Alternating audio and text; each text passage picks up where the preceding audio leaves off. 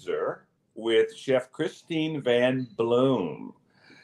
And I am David Conway, AARP Executive Council member, and it's my privilege to again connect with my old friend, Christine, as she talks a little bit about cooking. How you doing? Hey, David, how are you? I'm so I'm good. happy I'm to see you good. today. Good to see you. I was glad I was able to, jump in for this teaser this Thursday.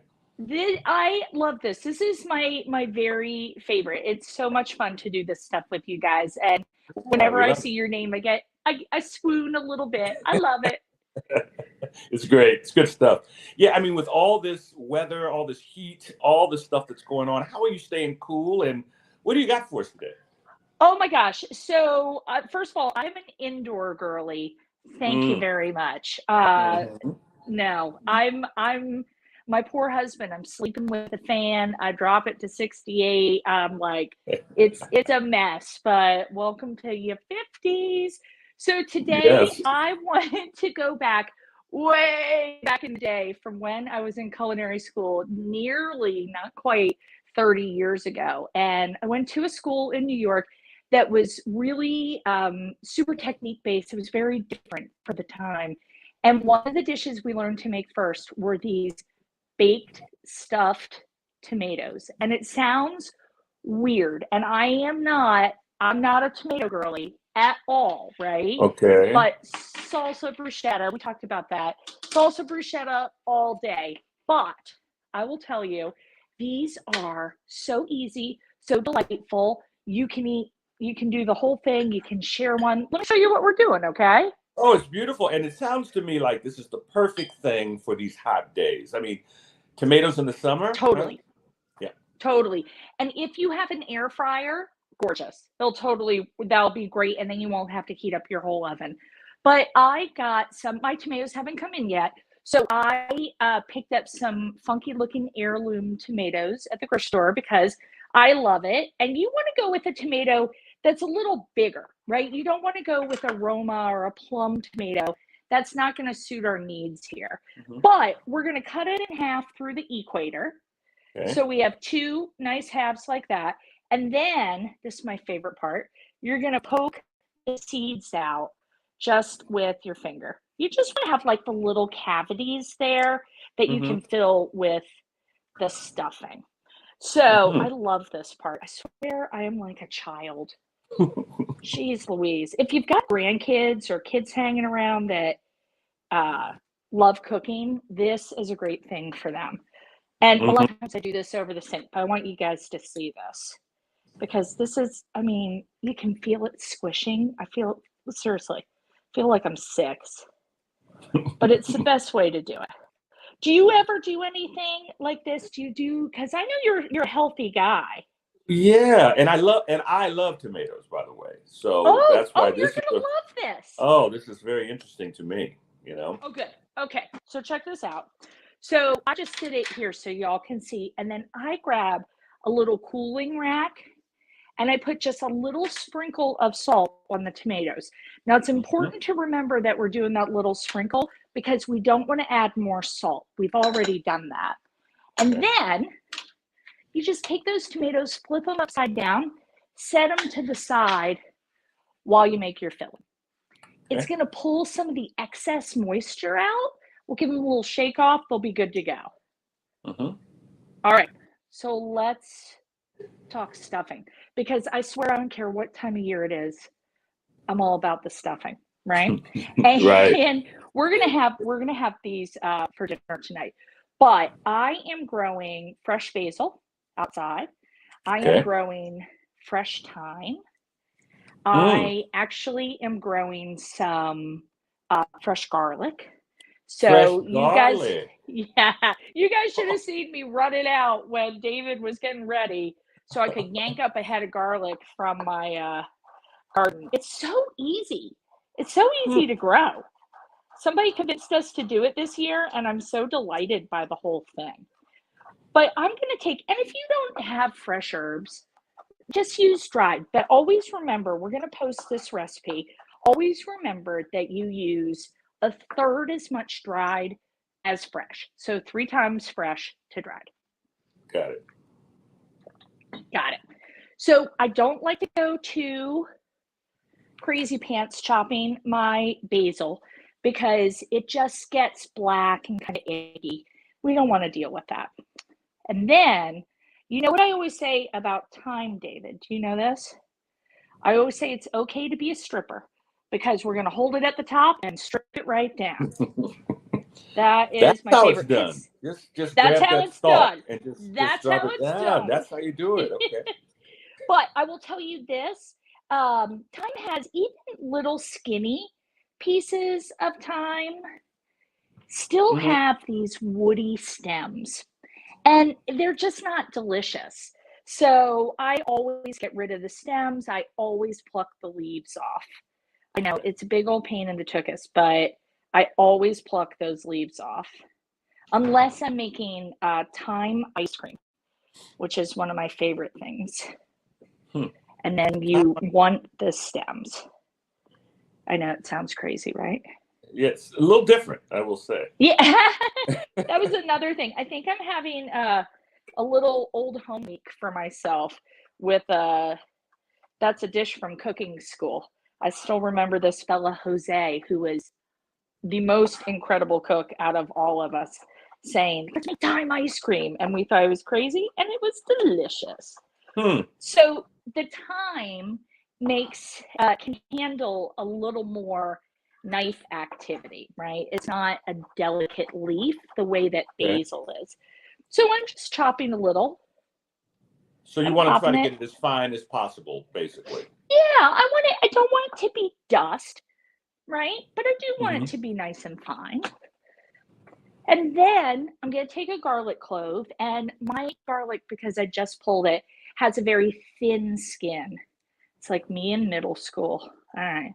So it has a very thin skin. Look, David didn't even know he was going to be doing a psychology class with me today, No, that we were going to have a session.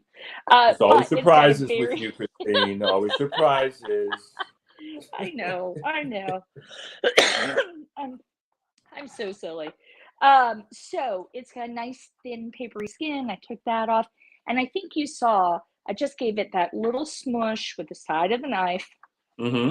Now, here's the thing with garlic. The more you chop it, the more intense the flavor becomes. All right. So Oh, that's how, have you ever heard of chicken with 40 cloves of garlic? I've heard that term before. Yes, I Right. have heard that. Yes, It really does have 40 cloves in it, but they're literally. whole. They're whole. So it has a very mellow, gorgeous, lush garlic flavor. If you get, so you're making it a paste, you're smashing it down to its finest, Hmm. that is when it's going to have the most flavor. That's when it's really going to be like, I am garlic, that kind of thing. Hmm. So figure out what you like based on that. So I'm just doing a single tomato for 2 people. I'm going to use also, in addition to my garlic, I'm going to use a little bit of shallot because I love the shallot. All right, now I don't know if y'all know this, but we're doing this today, which means what on Saturday? Cooking class, David. We're doing a cooking Oh, class. yes. And I am going to make sure everyone knows that this is really kind of that teaser for our Saturday class. Yeah. And there'll be a link, I guess, in the comments section here before you're finished for everybody. So make sure that they So get that. So every month I do a free online cooking class for AARP. And Mm. I just have to tell you, it is the most fun. It takes an hour. We have it down. And this week we're making crepes because Whoa. I get, well, okay, listen. So Bastille Day is coming up. This is a Hmm. French inspired dish. I was thinking all things French. And I just thought, Uh-huh. if we're cooking, if we're cooking together and we get folks from all over the country, seriously, it is Yes. the Yeah. most fun, amazing thing. I'm going to put my shallot in my bowl. We get folks Hmm. from all over the country. And I have taught an online crepe class before. So much fun. It's so much fun. And I love it when people actually come on and try to make the crepes with us. The best. The Oh, that's best. great. All right. So back to my maters. I've Okay. got my thyme, my basil, my shallot, my garlic. You can see this is all really simple, right? And the Mm-hmm. fact that I pull a lot of this out of the garden doesn't hurt. Now, I have a little Parmesan cheese because I just felt like gilding the lily. It's just a little bonus. And then I like a bunch of healthy cracks of pepper. I like the pepper to let me know that it's here and doing its thing. And I'm Mm-hmm. just going to give it a little, and then olive oil. Now, we're only going to Oh, do a tablespoon or two. We just want it so that the mixture will kind of stick together. That's it. It's a little bit of moisture. We're still going to have moisture on those tomatoes, even though we're giving them a little drain. We just want to get a little bit of that flavor in there, a little bit of that viscosity in there, and you make a really nice little filling. Now, check this okay. out. Ooh, my favorite part, my favorite part. Alrighty, so the tomatoes, I don't know if you can tell, they're super Yeah, this, glistening. Yeah, right? Okay, we're gonna yes. take our filling, and this is where you again get to feel like a toddler. And I'm gonna take about half of it, and I kind of squish it in. I want to make sure it's getting in all those cavities. All right, now I'll do my other one. And if it mounds up on the top, that's totally okay. I really like that actually. And then Okay. if you are maybe doing a little party for your friends, like I love to have friends over um, during the summer. Like it's just my husband is a teacher, so he's very relaxed during the summer. And we're always just, I pull together very simple, easy food because I think the whole rule in the summer is just don't mess it up, right? Ah, Because yeah. it's so good on its own. All right, so I'm Hmm. gonna take these two guys, and then I'm gonna take just a little bit of olive oil, just a tiny bit, just on the Okay. top. And that's it. Preheat your Yeah. oven to 400 degrees. You can hold these overnight if you like.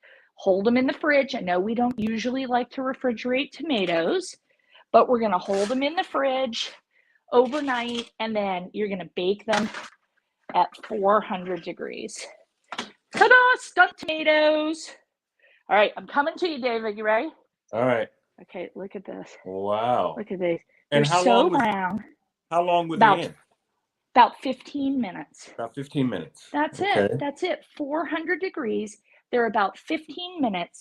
And what you want to happen is I'm going to pull one out here.